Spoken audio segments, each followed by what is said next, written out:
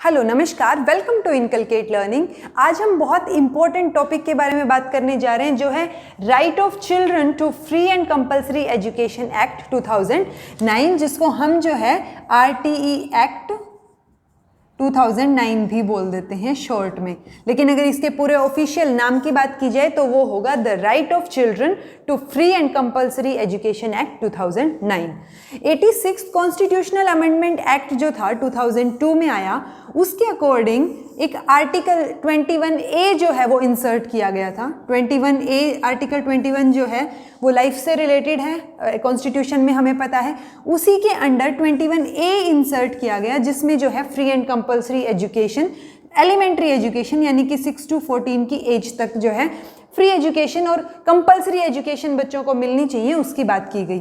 अब यहाँ पे जो है फंडामेंटल राइट में इंक्लूड हो गया, लेकिन इंक्लूड होने के बाद जो है उससे रिलेटेड कुछ एक्ट बनेगा, उसी के बाद कुछ काम होगा। तो ये एक्ट जो है 2009 में आया, लेकिन ये फोर्स कब हुआ, मतलब ग्राउंड लेवल पे एप्लीकेबल कब हुआ, 1 अप्रैल 2010 से। अब इसके साथ ये जो फंडामेंटल राइट जो है इंक्लूड हुआ, तो इस एक्ट के साथ जो है 135 देशों में से एक देश भारत बन गया जिसने एलिमेंट्री एजुकेशन को, यानी कि जो 6 to 14 की एज की एजुकेशन है, उसको फंडामेंटल राइट जो है बनाया। क्योंकि 21 जो आर्टिकल 21 यानी कि 12 से लेके 35 तक जो कॉन्स्टिट्यूशन में आर्टिकल हैं वो फंडामेंटल राइट्स हैं। फंडामेंटल राइट्स का सबसे बड़ा बेनिफिट क्या होता है कि अगर आपके फंडामेंटल राइट्स का वायलेशन हो रहा है या हनन हो रहा है तो आप डायरेक्ट सुप्रीम कोर्ट में अपील कर सकते हैं। तो फंडामेंटल राइट एजुकेशन को, free and compulsory education, elementary education को 135 देशों में से एक जो है भारत बन गया फंडामेंटल राइट देने वाला। उसके बाद है एक चीज़ हमें पता होनी चाहिए कि जो ड्यूटीज़ हैं, फंडामेंटल ड्यूटीज़, वो 51A में हैं। यानी आर्टिकल 51 के अंडर एक और आर्टिकल इंसर्ट हुआ जिसमें फंडामेंटल ड्यूटीज़ इंसर्ट की गई। तो उन ड्यूटीज़ में से 51A में जो के पार्ट है उसमें ड्यूटी ऑफ पेरेंट और गार्जियन दी हुई है, जिसके अकॉर्डिंग, यानी इस आर्टिकल 51A के अकॉर्डिंग ये एप्लीकेबल है कि जो ये एलिमेंट्री एजुकेशन या जो एजुकेशन में, जो स्कूल में दाखिला करवाने की जिम्मेदारी जो है वो पेरेंट्स या गार्जियन की होती है। लेकिन ये फंडामेंटल ड्यूटी है। अगर फंडामेंटल ड्यूटी जब कंप्लीट नहीं होती या आप उसका वायलेशन करते हैं तो आपको जो है वो ये लीगली एनफोर्सेबल नहीं है, फंडामेंटल ड्यूटीज़ जो हैं। लेकिन फंडामेंटल राइट जो है वो लीगली एनफोर्सेबल है, यानी कि वो कॉन्स्टिट्यूशनल के साथ साथ लीगल एक्ट भी हो जाता है एक टाइप से, कि अगर ये कंप्लीट नहीं किया गया तो आपको क्या होगी, जेल भी हो सकती है। तो वो चीज़ जो है वो इस एक्ट के अकॉर्डिंग सारी चीज़ें बताई गई। अब RT एक होता है SMC, स्कूल मैनेजमेंट कमेटी, जो हमें पता होना चाहिए। स्कूल मैनेजमेंट कमेटी में स्कूल के भी कुछ मेंबर्स होते हैं, प्लस जो पेरेंट्स होते हैं वो इसके मेंबर्स होते हैं, और कोई भी पेरेंट्स या अभिभावक जिसको हम बोल देते हैं वही क्या होंगे, इसके अध्यक्ष होगा कोई भी अभिभावक। तो स्कूल मैनेजमेंट कमेटी जो है वो फाइनेंस से रिलेटेड या जो इम्प्लीमेंटेशन है उससे रिलेटेड चीज़ों को ध्यान रखेगी। फिर है RTE एक्ट जो है PWD, क्योंकि हमने 2009 की जब हम बात कर रहे हैं इस एक्ट की तो हम 6 to 14 के एज के बच्चों की बात कर रहे हैं, लेकिन अगर पर्सन विद डिसेबिलिटी की बात करें तो इसी एक्ट के अंडर उनको फ्री एंड कंपलसरी एजुकेशन मिलेगी अप टू 18 ईयर्स। तो ये चीज़ जो है, ये डिफरेंस जो है वो हमें पता होना चाहिए। फिर एक और चीज़ आती है जब बात होती है कि जो प्राइमरी स्कूल होंगे वो विद इन 1 किलोमीटर होंगे, ताकि वहाँ पे इजीली बच्चे एक्सेस जो है वो इजीली हो सके, और पेरेंट्स जो है कि भाई नज़दीक ही है स्कूल तो आप एडमिशन करवा दीजिए, उस लहजे से भी जो है प्राइमरी स्कूल में एनरोलमेंट इंक्रीज हो। और 6 to 8 के जो स्कूल्स होंगे वो विद इन 3 किलोमीटर होंगे according to this RTE act 2009। तो ये कुछ मेजर जो चीज़ें हैं वो हमें पता होनी चाहिए। उसके बाद हम बात करते हैं कि ये जो एक्ट है इसमें 7 जो है चैप्टर्स दिए गए हैं, और इन 7 चैप्टर्स में अलग अलग सेक्शंस हैं जिनको हम हिंदी में धारा बोल देते हैं। तो अब इन 7 चैप्टर्स की अगर हम बात करें तो पहला है प्रीलिमिनरी, जिसमें क्या होता है कि कुछ शॉर्ट में चीज़ें दी होती हैं जिनको शॉर्ट्स या एंटाइटलमेंट्स बोल देते हैं, और दूसरी होती हैं डेफिनेशंस। और इन डेफिनेशंस में मैंने पहले भी आपको किसी एक्ट में बताया होगा, जब कोई एक्ट हमने पढ़ा होगा, कि ये जो चीज़ें होती हैं इनमें जो पूरे एक्ट में कोई अगर पर्टिकुलर वर्ड यूज़ हुआ है, तो जैसे गवर्नमेंट यूज़ हुआ है, तो गवर्नमेंट का मतलब इस एक्ट के अकॉर्डिंग क्या है वो डेफिनेशन में दिया होगा। तो प्रीलिमिनरी जो चैप्टर होता है उसमें ये सब चीज़ें डिफाइन की होती हैं। दूसरा चैप्टर है right to free and compulsory education. तो इससे रिलेटेड हमें बताया गया है कि 6 to 14 का, और अगर PWD है, पर्सन विद डिसेबिलिटी, तो वो क्या होंगे अप टू 18 ईयर्स। फिर आता है duties of appropriate government, local authority और पेरेंट्स की, इनकी जो हैं इस RT एक्ट के अंडर क्या क्या ड्यूटीज बनती हैं, वो सारी चीज़ें इसमें एक्सप्लेन की हुई हैं। फोर्थ चैप्टर जो हमारे लिए मोस्ट इंपॉर्टेंट है एग्जाम पॉइंट ऑफ व्यू से स्पेसिफिकली, वो क्या है, responsibilities of school and teachers. और इसमें जो है 12 से लेके 28 तक सेक्शंस मेंशन हैं। तो हमें मेजरली इनके बारे में ज़्यादा पता होना चाहिए डिटेल में। तो जो 12 to 28 सेक्शंस या हम धारा बोल दें, वो चीज़ें जो हैं वो हमारे लिए सबसे ज़्यादा इंपॉर्टेंट हो जाती हैं, वो हम बाद में डिटेल में डिस्कस करेंगे। फिफ्थ जो चैप्टर है वो बताते हैं कि curriculum and completion of elementary education, की एक बार शुरू की है एलिमेंट्री एजुकेशन तो वो रिटेन हो गए, रिटेंशन जो है वो ज़्यादा होना चाहिए और वो कंप्लीट भी होनी चाहिए, प्लस करिकुलम से रिलेटेड चीज़ें।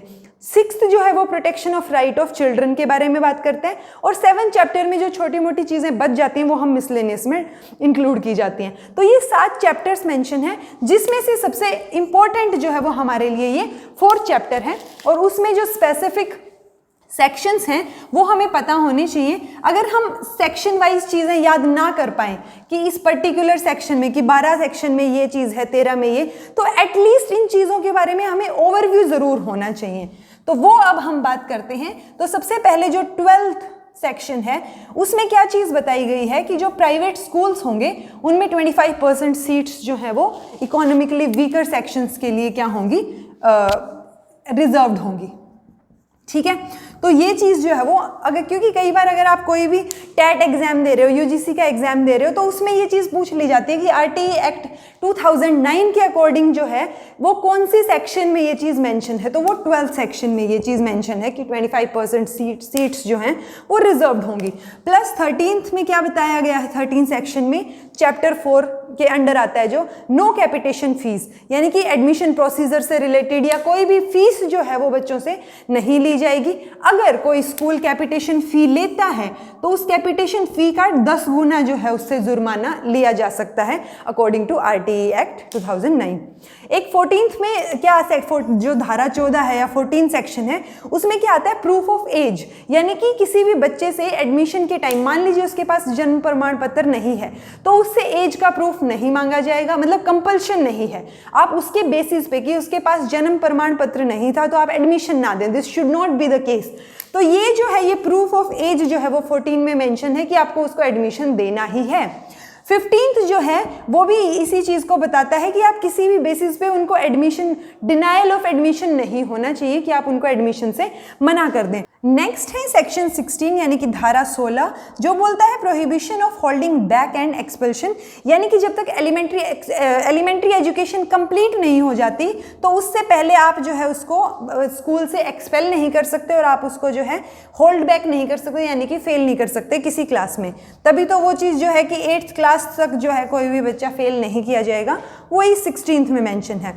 फिर आता है prohibition of physical punishment and mental harassment to child, ये सेक्शन 17 में मेंशन है, जो कि बहुत इंपॉर्टेंट पॉइंट हो जाता है, क्योंकि बहुत बार देखा गया है कि मेंटल हैरेसमेंट के चलते, जो मेंटल हैरेसमेंट और फिजिकल पनिशमेंट के चलते जो है बहुत सारे बच्चों ने उस चीज़ से रिलेटेड शिकायत की और उन टीचर्स पे जो है लीगल एक्शन हुआ।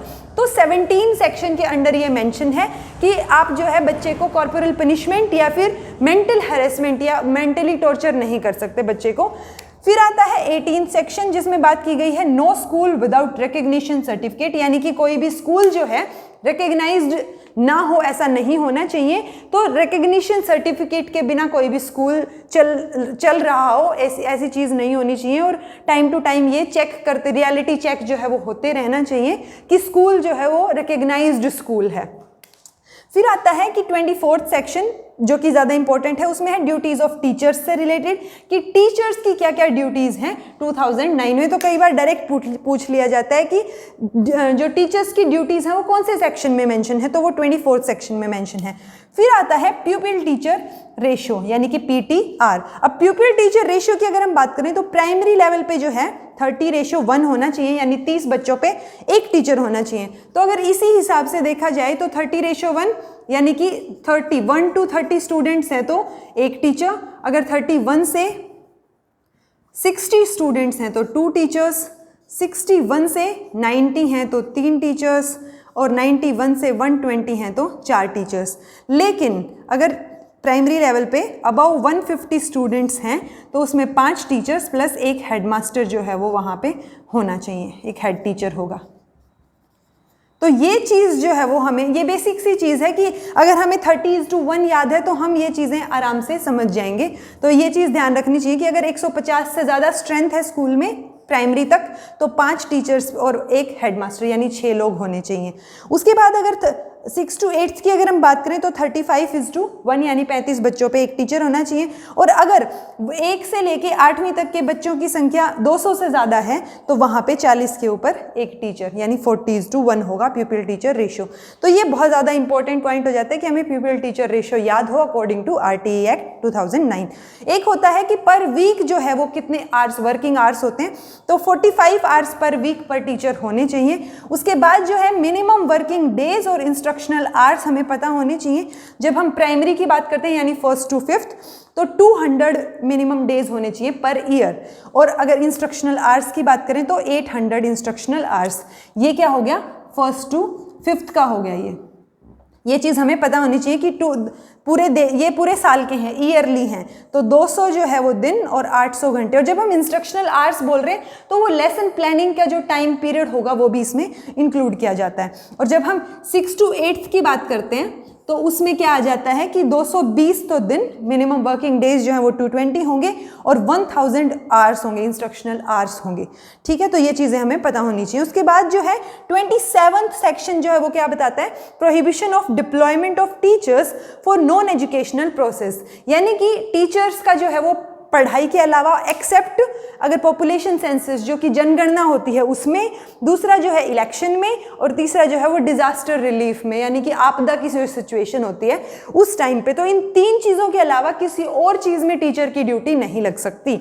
वो किस में मेंशन है, 27 में। बट हमें पता है कि जब इलेक्शन की बात आती है तो वही बहुत ज़्यादा टॉर्चरस और प्रेशराइज जो सिचुएशन है वो हो जाती है। और जब हम इलेक्शन बोल रहे हैं तो ये लोकल इलेक्शन यानी कि पंचायत के इलेक्शंस, और दूसरा जो स्टेट के इलेक्शन होते हैं, स्टेट लेजिस्लेटिव असेंबली यानी विधानसभा के, और तीसरा जो है वो किसके, पार्लियामेंट के इलेक्शंस। तो वो तीनों इलेक्शंस जो है वो इसमें इंक्लूड होते हैं। ये था 27th।